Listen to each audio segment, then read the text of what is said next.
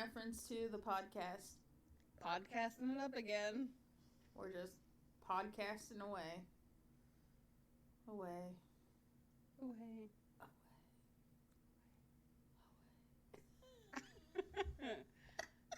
I am Amanda. And I am Heather.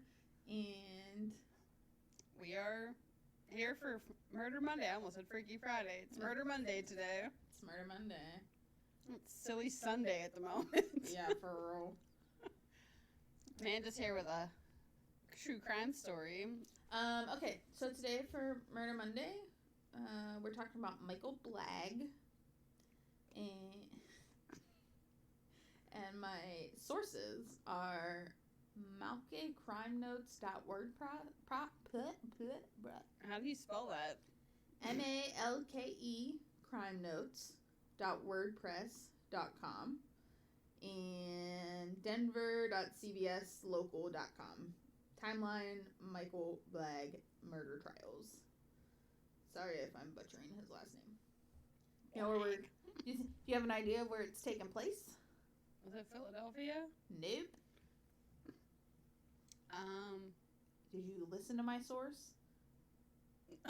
I did, but it didn't register. Rude. Do you see this? They don't see anything. Do you guys hear this? Maybe they do see it. That's creepy. Ooh. Nobody wants to see that. True. Not even me. Alright, well, this takes place in Colorado. Hence the Denver.cbs local. I heard it, but it didn't register. Rude. Not Philadelphia. Not Philly. We're going up in the mountains. Maybe. I don't know. Anyway.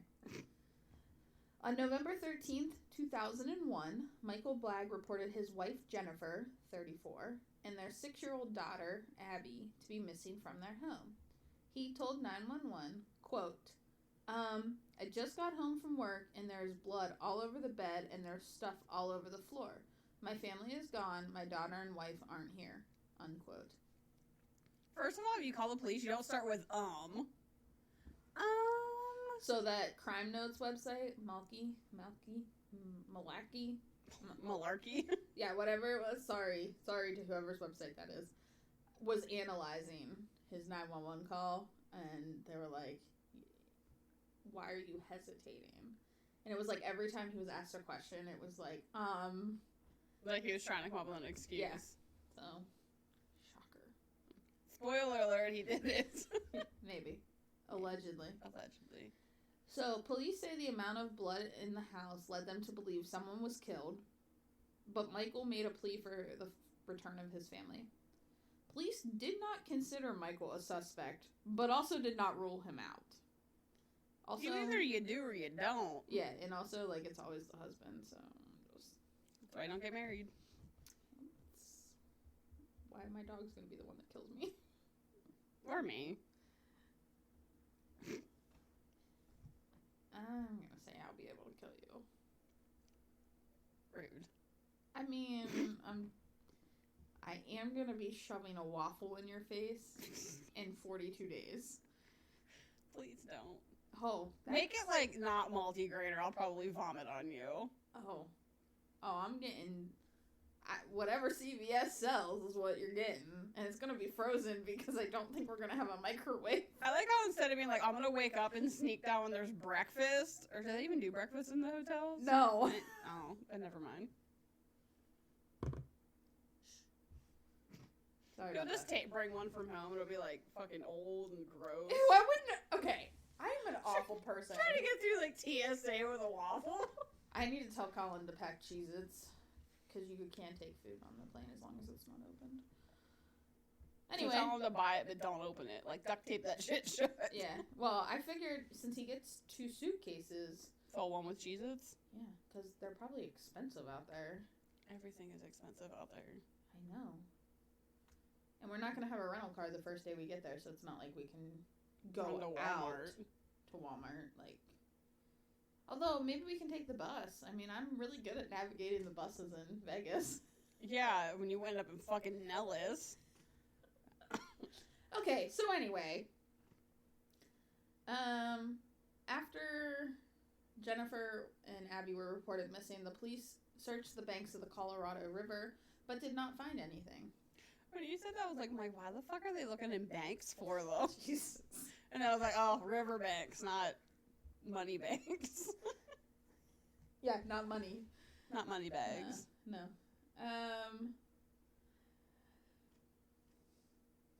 In December, police say the blood belonged to Jennifer, so it took them approximately 17 or more days to determine that it was Jennifer's blood. Shouldn't that have been like a day one? I would have thought, but I don't know how homicide drug testing goes.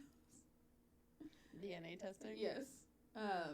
So they say it belongs to Jennifer, and Michael put up a $3,000 reward. In April 2002... When did it originally happen? November 13th, 2001. So in April, nearly 200 people volunteered each day for 11 days straight and searched a 45-mile radius looking for Jennifer and Abby, but did not find anything. Which, like, God bless those people, because it's 200 Wouldn't people. it be more of, like, looking for the one? Because they said that there was enough blood that somebody died? Yes, but they were looking for their body, and then nothing was said about, like, where Abby, like, what happened to Abby, so, the daughter. In May, police searched the Mesa County landfill. Oh, God, it's a fucking commercial. Which one? The waffle one. I was going to turn the TV off because I thought, like, you would end up watching Family Feud, but then I was like, I can't get mad because I play Candy Crush. So. I just saw him eating a waffle. I'm like, it's that fucking commercial again. Okay, so when police start searching the landfill, 2 days later... Oh, wait. Rewind. In May, police searched the Mesa County landfill, and 2 days after the search began, Michael left Colorado without telling police. Which... Suspicious. Sketch AF. Or, as some people in this room would say, sketch AF. Almost sounds like sketch ass. Anyway, in June, Jennifer's body is found near where Michael's company worked in the landfill, I guess. I don't know. Because that's, again, not sketchy at all. Yeah. There was no sign of Abby, but investigators assume she is dead. The autopsy of Jennifer shows she was shot in the head. That was so many S's, and I could hear myself just going... The autopsy of Jennifer shows she was shot in the head. It's like Sally sells seashells by the seashore. Yeah. So Michael was arrested in Georgia hours after identifying the body as Jennifer using dental records. He was charged with first-degree murder. The arrest affidavit said Jennifer was abused and seeking help in ending her marriage just days before she disappeared. Just gonna say it again. Sketch. The search for Abby continued on for 7 weeks, and teams sifted through 7,000 tons of trash. Even a ton of trash is a lot. Yeah, well, they did 1,000 tons of trash a week, basically, in the landfill and never found her. In November, prosecutors decided against seeking the death penalty and said they would only seek it if Abby's body was found. In December, a judge reduced Michael's bond from $1 million to $500,000 and said he could live with his mother in Georgia if he posted bail. I'd be putting a ankle bracelet on him and keeping him in that fucking house. Yeah, that was weird to me. I don't know why he was allowed to be literally, like, in another time zone. In March, Michael's attorneys say that Jennifer and Abby were killed accidentally because their neighbor, who also has a young child, was being stalked, and the stalker confused the two houses, as a stalker would do. But, like, why dump their body in a landfill? Listen, I'm just gonna I don't condone stalking. But if you are one, like, you know what house they live in. Yeah, and if you don't, you're not give up stalking. Yeah.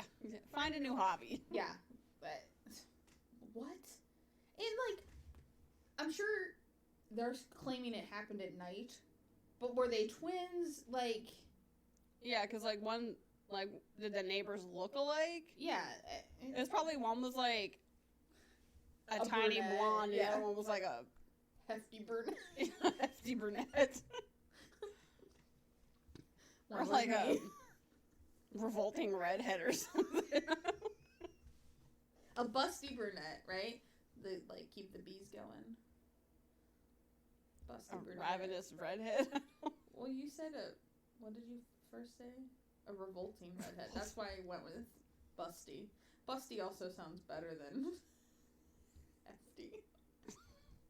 Well, Yeah, but the other way, it'd be a blonde bimbo, if anything else. I'm gonna be out here and be like, I'm a hefty brunette. Hefty.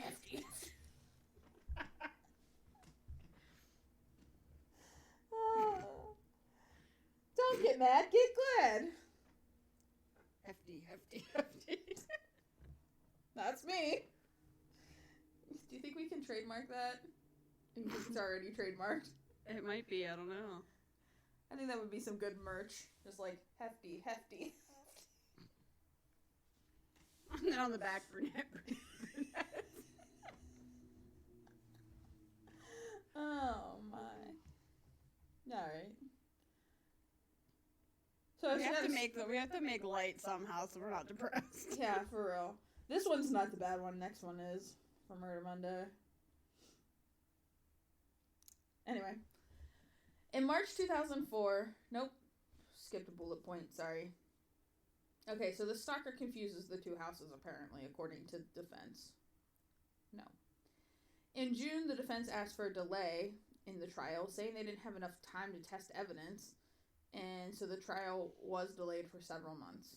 I don't know what evidence they were testing. It didn't really specify. In March 2004, the trial finally got underway. Michael was facing 4 charges. First-degree murder, 2 counts of theft, and 1 abuse of a corpse. I don't know where the theft came in. I'm not sure. I don't know. I didn't ask, and I don't like it. I can just hear the southern accent coming out more and more. So yeah, I don't know where the theft came from. It just didn't say. It just didn't say. Michael's attorneys claimed he was being charged because police could not find the real killer, who was an intruder. However... Did he get intrude a window? My soul just died.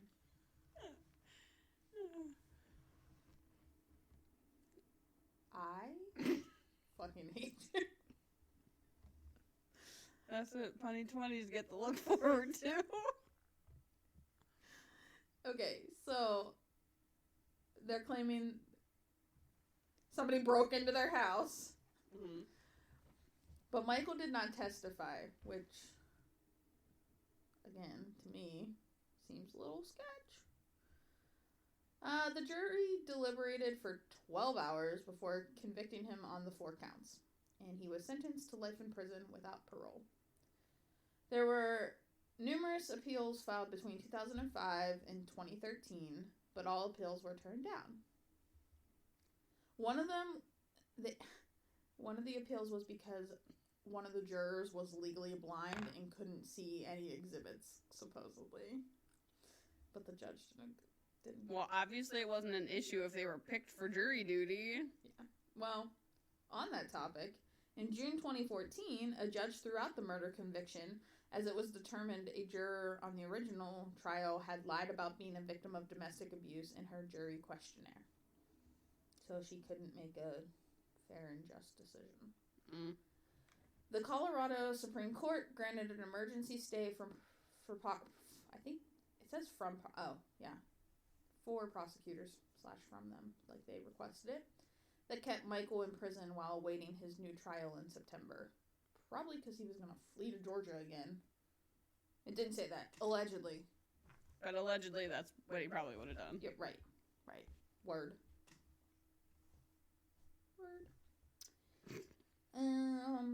So, in November 2016, his trial was moved from Mesa County I believe it said Jefferson, but I didn't write that down, so sorry if that's wrong. In August 2017, Michael pled not guilty to the murder. The defense now claimed a sex offender from Canada targeted Jennifer and Abby.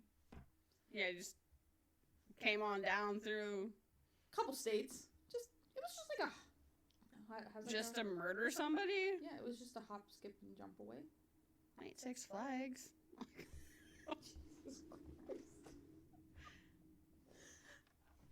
So they claimed this in, like, pre-trial stuff, and the judge determined that they could not actually introduce it into court during the trial. So obviously, it wasn't substantiated. There wasn't substantial evidence to support that theory. And in February 2018, the jury selection began again, and on April 5th, 2018, Michael was again found guilty on all 4 counts. So, homeboy is in prison. Still in prison. Yeah, and Abby's body still has not been recovered. And it's still speculated that she, unfortunately, is not alive. I, backed out of my that document into my other docs, in my 2010 Bellagio robbery one. Spoiler alert! Wasn't on there, and I was like... You're like, what? Excuse the fuck out of me! No, but it's still there. Yeah, I had to refresh. My lady bits. What? So yeah, what are you gonna hit us with that freaky shit on Friday? We're gonna learn about the Pennhurst State School. Oh, the state school? That's what it... Or maybe it was state hospital. I think it was hospital, not school. I thought it was a state penitentiary. As Eastern. Oh. Just kidding then. Alright, well, until Freaky Friday, you can find us on Instagram at InReference2. You can find us on Twitter at... Oh, just kidding. Back it on up. Until Freaky Friday, you can find us on Instagram at InReference2Podcast. On Twitter at InReference2. At Gmail. At... Why don't you just start saying you can email us at... Because that would be the smart thing to do. At InReference2Podcast@gmail.com, because I want your stories. Those creepy, haunted stories. Yeah, not freaky, kinky shit. You can also help support us and Wikipedia on Patreon at patreon.com/InReference2. I think that's it. So until next time.